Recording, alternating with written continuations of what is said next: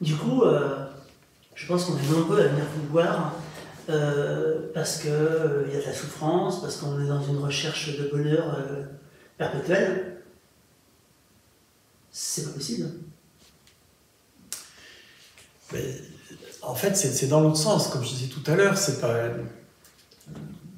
D'une façon générale, on recherche le bonheur dans les phénomènes existentiels. Je serai heureux quand j'aurai une grosse voiture, ou quand je serai marié, j'aurai des enfants, ou quand, etc., etc. Quand je serai plus aimable, quand un tel aura été embêté, arrêtera de m'embêter, quand, etc. Et le bonheur n'est pas de ce côté-là, n'est pas du côté de l'existence. Le bonheur est du côté de l'essence. Ce que nous sommes est le bonheur même. Dans l'existence, les choses vont et viennent. Tout est impermanent, disait le Bouddha. Rien ne dure dans ce monde. Penser qu'une expérience de bonheur va durer jusqu'à la fin de ses jours, c'est une illusion, forcément. Forcément. Par contre, revenir à ce que je suis en fond, à ce moment-là, lorsque ceci est contacté, lorsque ceci se déploie au sein de cet organisme, c'est le bonheur même. Et c'est ce que nous sommes. Alors peut-être je vais le dire différemment, parce qu'on aborde le thème du bonheur, donc qu'est-ce que le bonheur en fait, hein? Et on peut poser la question à plusieurs personnes, et, bon, le fond est le même, mais il va y avoir quand même des divergences en fonction des conditionnements de chacun et de l'histoire de vie de chacun. Et en fait, j'ai envie de vous inviter à lâcher tout concept à propos du bonheur. C'est-à-dire que toute représentation de ce qu'on en a, et le bonheur, il est là. C'est-à-dire que c'est compliqué parce qu'on en a toujours on en a une définition. C'est comme ça, c'est déjà engrammé à l'intérieur. On en a un sens premier. Et en fait, c'est dans l'absence de sens que se dévoile ce que l'on nomme bonheur, hein, qui n'est pas un quelque chose, en fait, qui est une absence de choses. Pourquoi est-ce qu'on dit bonheur? Parce que lorsqu'il n'y a plus d'attache envers les phénomènes, lorsque ça ne porte plus l'attention dessus et que ça ne veut plus rien du phénomène, alors c'est libre. Et est-ce que ce ne serait pas ça, le bonheur? Ça ne veut plus rien. Ça n'attend plus rien. Ça n'a plus de désir dans un futur dans le but de justement atteindre le désir, le bonheur. Ouais. Ça ne refuse plus les choses de la vie. Il y a une absence de tension. Parce que si jamais je vis ça, alors je ne pourrais pas être heureux. Tout ça s'effondre. C'est ça qui s'effondre. Le bonheur se dévoile lorsqu'on arrête de mettre une étiquette sur ce qu'on nomme bonheur. On pourrait dire ça comme ça. Et sur ce qui se passe. Ouais. C'est l'absence de désir ne veut pas dire ennui soudain parce qu'on ne fait plus rien. Ça n'a rien à voir. En fait, comment dire, on peut trouver ça dur quand on l'entend comme ça. En fait, c'est une joie parce que c'est pas quelqu'un qui va travailler ardument pour qu'il arrête d'avoir des désirs.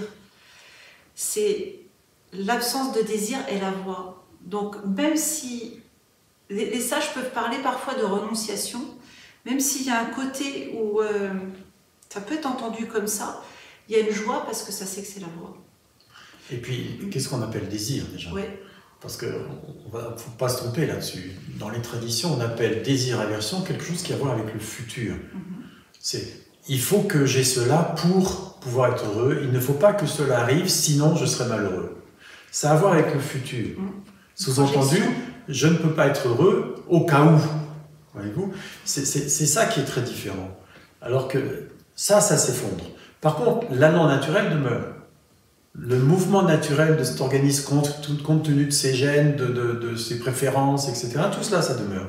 Par exemple, ici, depuis que je suis gamin, quand j'étais à l'école primaire, on me demandait d'aider les copains qui ne comprenaient pas ce que faisait la maîtresse. Et toute ma vie, j'ai enseigné. Et aujourd'hui, ça continue à partager ce que ça vit. Ça fait partie de cet organisme. Alors peut-être ça s'arrêtera demain, je ne sais pas. Il n'y a pas d'attache à ça non plus. Mais ça se fait de soi-même comme ça, naturellement, parce qu'on pourrait dire que cet organisme est formaté pour exprimer cela. Mais il n'y a pas quelqu'un qui dit « je vais faire ça ». Tu vois, ça s'effondre. Je vais faire ça parce que comme ça, non, ça s'effondre. Mais la propension naturelle de cet organisme demeure. Et si cet organisme il est fait pour faire du pain, il fera du pain. Et s'il est fait pour partager tout ça, ben, il le partagera. Il ne peut pas faire autrement, on pourrait dire. Là, bien sûr, ça nourrit intérieurement, parce que dès qu'on fait des choses qui correspondent à cet organisme, ça nourrit intérieurement. Et on pourrait dire, l'un des préceptes de la voie, c'est faites ce qui vous nourrit intérieurement. Parce que ça va forcément dans le sens de ce que vous êtes, en fond, qui s'exprime de cette manière-là, à travers de cet organisme, de façon très spécifique. Et ça, c'est important de faire vraiment la différence entre ce qu'on appelle désir-aversion, qui ont toujours à voir, je répète, avec le futur, avec quelque chose que je crains ou quelque chose que je n'ai pas et que j'aimerais avoir, de distinguer ça de l'allant naturel, le mouvement naturel de cet organisme. Et puisque j'ai dit le mot élan, l'élan, c'est un mouvement beaucoup plus émotionnel. Dans l'élan de quelqu'un pour « Ah ben là maintenant, tiens, j'ai envie d'aller prendre un café, ben je vais aller prendre un café ». C'est plus lié à une émotion. Je vais voir du monde, ou je vais rencontrer un tel, et tout ça. Alors que l'allant, c'est juste naturel. J'ai soif, je vais boire, par exemple. Oui. Alors souvent, vous nous parlez de comment je peux trouver mon élan naturel de vie, mon élan spontané. En fait, bien souvent, cette demande, en fait, c'est issu de l'idée d'un moi. En fait, ça correspond à un désir. Il n'y a pas de représentation mentale de l'allant naturel. L'allant naturel, c'est ce qui se produit. Dès qu'il y a une espèce de stratégie mentale, c'est personnel. C'est lié à l'idée d'un moi. Exact. Voilà. Donc, ça partage parce qu'il y a l'aptitude à mettre en mots. Il n'y a même pas de conceptualisation, ça se fait en fait. Hein. C'est tout. Voilà. Désir-aversion, toujours lié à l'idée d'un moi. Et ces vidéos sont un bon exemple parce que on nous a proposé de faire de parler comme ça, puis d'en faire un livre ou des vidéos, etc. Et puis, bah oui, pourquoi pas. Il n'y a pas de désir de ça. Et puis, et par quoi on va commencer? Ah bah on ne sait pas. Lançons-nous, puis on verra bien. C'est pas, il n'y a pas de désir, d'intention, de volonté de tout ça. Ça s'est effondré.